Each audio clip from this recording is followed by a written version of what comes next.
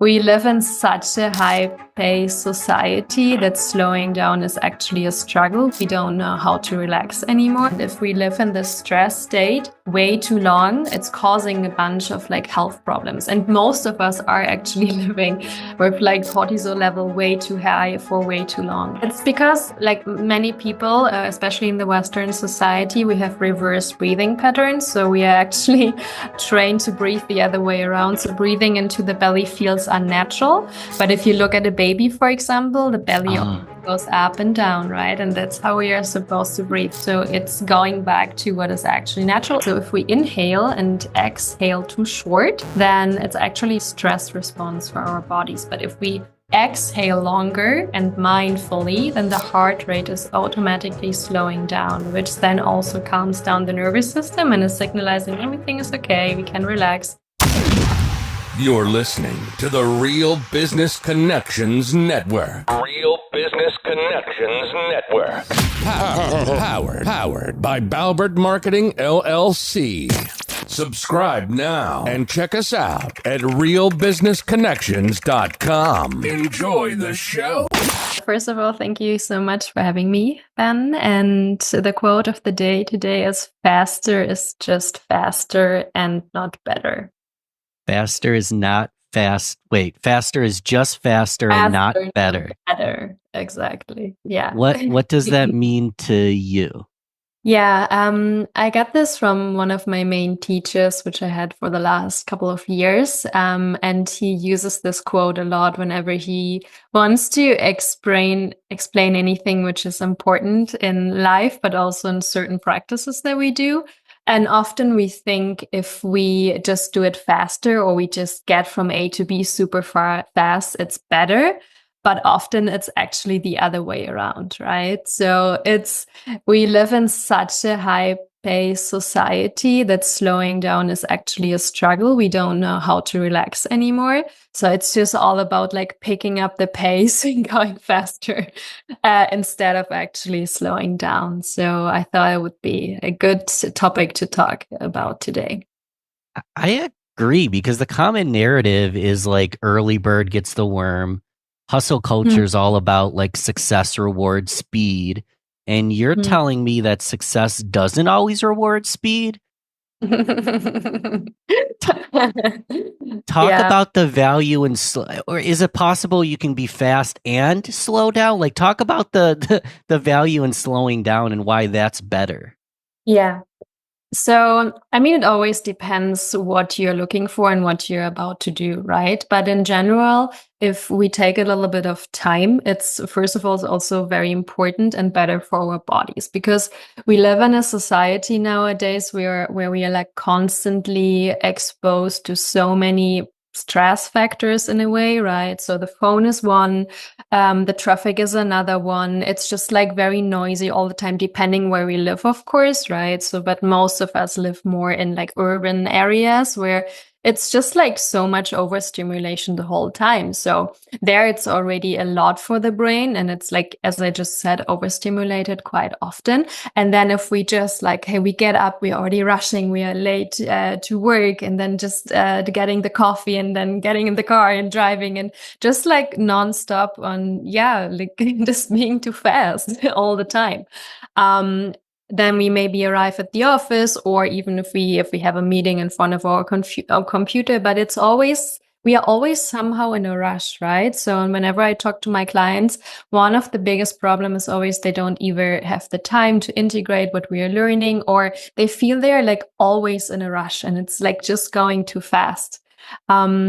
One of my teachers brought an example the other day, and he was saying that if you would put a person from 100 years ago in our society nowadays, and I think we talked about this before, that person would be completely overwhelmed with just oh my God, why is everyone going so fast? What's happening? Where are they going?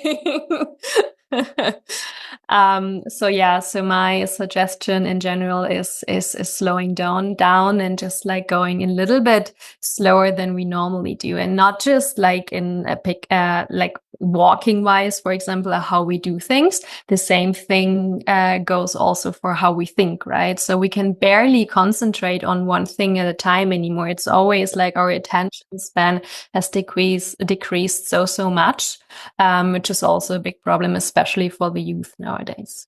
Wow. So I have both these problems, and we'll talk about today specifically just as a quick example, because I think a lot of entrepreneurial people have days like this. So I wake up this morning, and I usually don't do this, but I got a really important message. So before you know it, I'm already working from bed. Usually I don't touch my phone, but I already broke that rule. Yeah. And then I have different like nootropics, different medication, this and that I'm listening to a podcast while I take my meds. Then when I brush my teeth, then I realize that I'm running a little bit late. So I turn that off. I take a really quick shower. But I had already decided prior that I wanted to kind of like reward myself and get a smoothie. So I get a smoothie on my way to work. I'm squeezing it in. I get here literally for this podcast, and I show up and the internet's down. So I have to like scramble, plug in my mobile hotspot, like get the internet working. And if something does happen to this video, listener, that is why I'm on my mobile hotspot. And then I dive into this conversation, which I'm beyond excited about. But the whole process of getting to it had my nervous system in a weird state. And whether it's a podcast or an important meeting or a presentation, I feel like this happens to us all the time.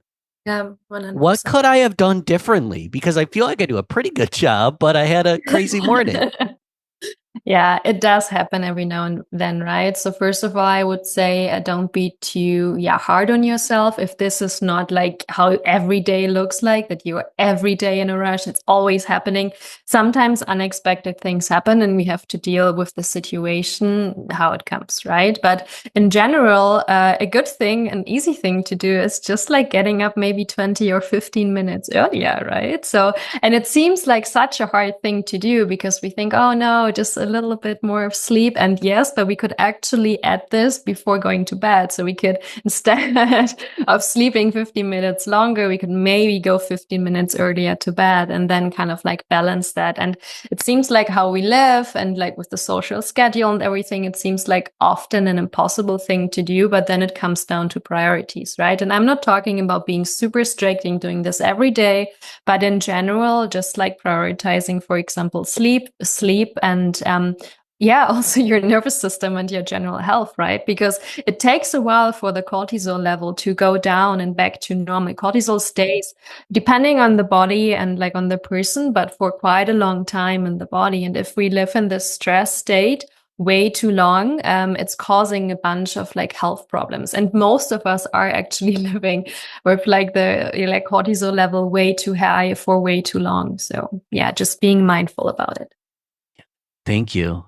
The other aspects, like the overthinking aspect that I want to talk about, because again, me being an example, like I'll listen to a podcast while I'm brushing my teeth, or I have a lot of admin I do at my work. So I'll be watching a YouTube video or watching a series while I'm working, and I'm always thinking a lot. Yeah. Is that normal?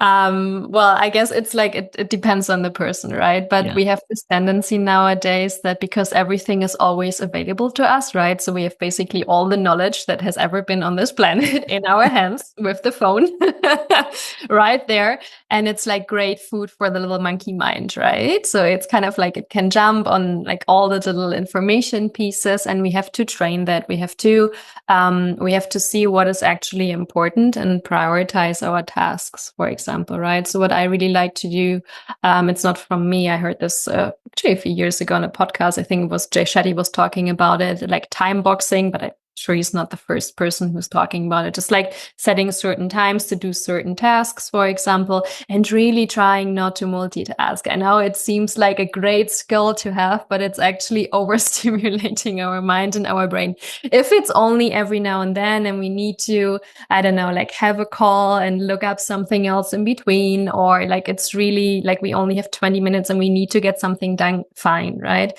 But if we constantly overstimulating our mind, it gets really exhausting and we feel at the end of the day kind of like depleted, that we don't have any energy left because our mind is just like constantly all over the place. And like biologically, we are not made for this, right? So how we are living right now for the last maybe, what would we say, 20 years, not even, right? Like this hasn't been like this for the last thousands of years.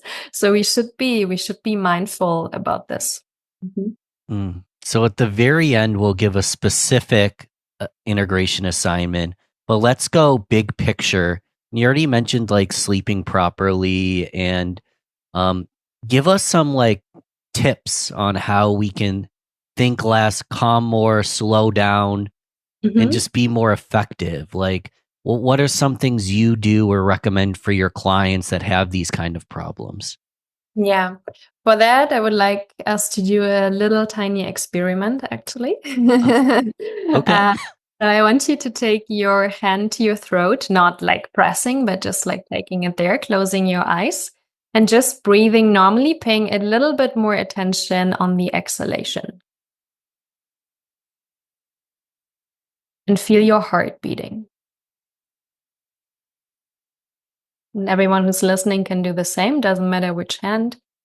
Just right on the throat, gently pressing and feeling the heartbeat while you're breathing.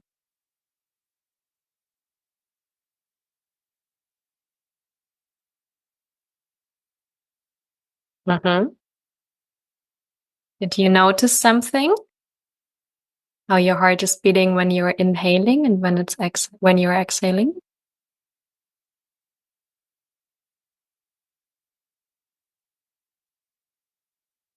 Are you asking? The question. Yeah. Oh, Do you feel I didn't it? know if it was like a meditation where it's rhetorical when I'm No, going inward. no, it's just a very short experiment. I don't know if you didn't feel it, we can do it again. So Why? Is your heartbeat the same when you inhale and when you exhale? You want to try it again? I felt like it was slowing. When you exhale. Yeah. That's the thing, right? So what we can actually and always do is work with the breath, no matter where we are.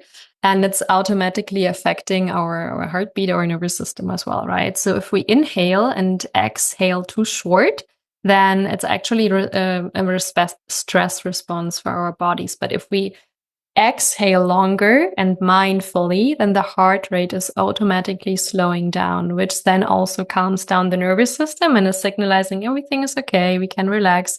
And if we do this for only a few minutes, it gives us the possibility to pause, to be in the present moment, and we don't always have to touch the throat. It's just a nice example that it's actually, you can feel it, right? You can actually feel your body and feel the connection, how you breathe and how you can influence your body functions, basically. We have control. It's our body, right? It's nobody else's. I could control it. No, yeah. So yeah, breathing is one beautiful thing. So there's a technique which is called 3-stage breathing. And in general, what I do with my clients in the beginning, because this is the most key factor often, we very often have messed up breathing patterns. So we tend to breathe more into the chest. So just paying attention that you actually are breathing into the belly, that the breath is moving up from the belly to the diaphragm to the chest while we inhale, and while we exhale the other way around. So just relaxing the belly, for example, when we talk a lot, or when we eat, or when we like stare on the screen and like are super concentrated, we often tend to hold the breath and get very tight. And then the body is super tense, right? And so the mind also gets tense. But if we are like this for 8 hours, we get out of the office like completely exhausted. So just taking a minute or two, relaxing the belly, remembering to breathe into the belly. I like to put in the beginning when I wasn't used to it, I put little red dots like all over the house to just remember to breathe into the belly could be a possibility. And you can also, if you're alone or if nobody is watching and you feel comfortable, you can also place your hands on the certain body parts to just pay attention, be more mindful of your breathing. Yeah. Mm. Mm-hmm. I'm noticing things now. I would just say you are a chest breather, like breathing more into the chest, or Yeah, I don't even I don't understand the tummy breathing that well. yeah. Like I understand I'm supposed to, but it comes out of my chest anyways. It's because like many people, especially in the Western society, we have reverse breathing patterns. So we are actually trained to breathe the other way around. So breathing into the belly feels unnatural. But if you look at a baby, for example, the belly goes up and down, right? And that's how we are supposed to breathe. But we unlearn this while we grow up, often because we wear too tight clothes, or especially for women, this is a big topic as well. Like the body ideal, like how you should look like, is very skinny and kind of like sucking the belly in, right? So women have a lot of problems like this. I used to as well. So actually relaxing the belly and breathing into the belly feels unnatural, even though it should be a natural thing. So you have to, it's more about unlearning than learning, right? So it's going back to what is actually natural. It takes some time. But once you're used to it and your body is used to it, and you will automatically, after 1, 2, 3 minutes, you will feel more relaxed and calm, and your body will remember that, and you want to do this more often. You do. I know as a guy, when I was a teenager at the water park, I'd like suck in and flex the entire time because I wanted to look good. I mean, if it's only for a few minutes, that's fine. But if we live like this, imagine, right? Your whole life. Oh, gosh. Yeah. So I want to do like a whole 10-hour workshop with you right now, but we don't have the time. Before we get into the integration assignment, how can I continue to support you, learn more? What are the best ways to get into your world? Yeah.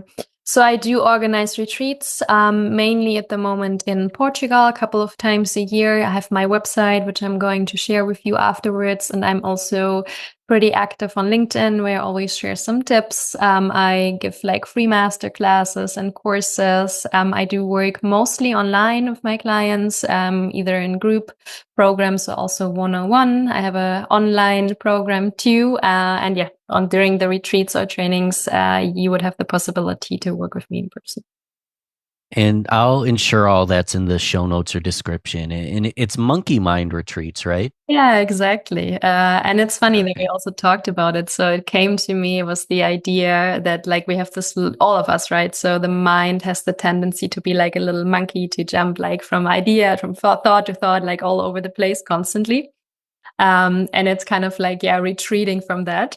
So taking a break and training this little monkey to actually listen to us, and that we don't like run after it, like, all the time when it's not necessary.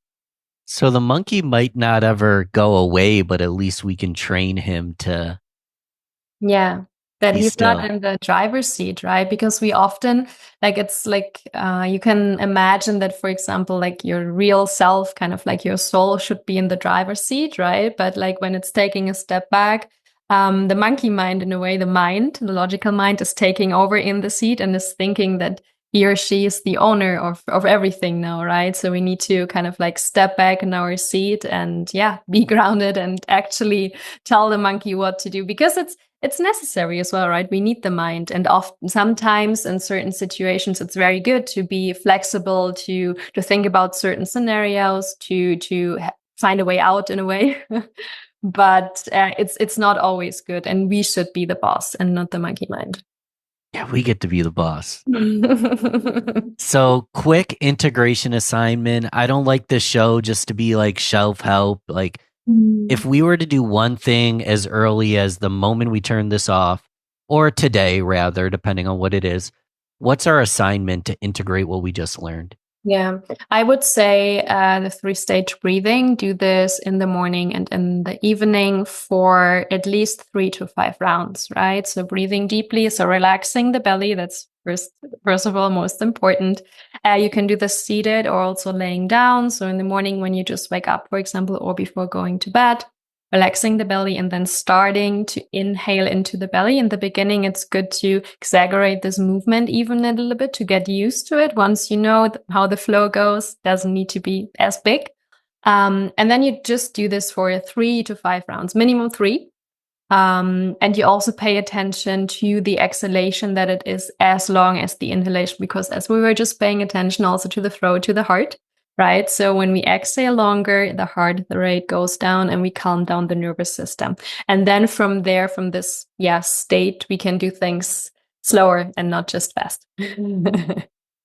Again, I want to do like a retreat or an 8-hour workshop with you. We'll talk soon. I appreciate you coming on the show. This was fun.